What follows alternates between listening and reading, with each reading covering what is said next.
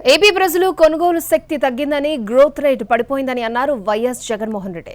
రాష్ట్రంలో 3.8% మాత్రమే వృద్ధి రేటు కనిపిస్తోందన్నారు. ఈ సంవత్సర కాలంలో కూటమి ప్రభుత్వం 81,597 కోట్ల అప్పులు చేశారన్నారు.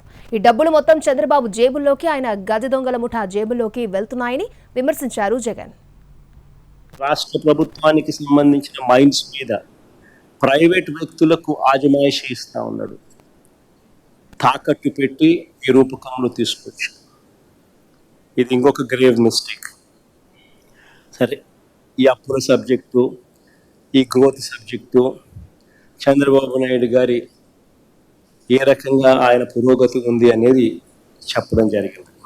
ఇంకా ఒక్క అడుగు ముందుకు వేస్తే అవినీతి అన్నది ఎంత తారాస్థాయికి పోయింది రాష్ట్రంలో అన్నది కూడా కొన్ని ఉదాహరణలతో మీ అందరికీ కూడా చెప్తాను.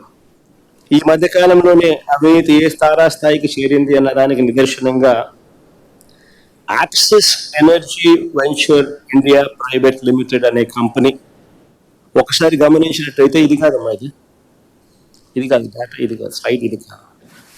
Axis energy venture India private limited కంపెనీతో విద్యుత్ కొనుగోలు ఒప్పందం ఈ మధ్యకాలంలోనే చంద్రబాబు నాయుడు గారు చేసినారు.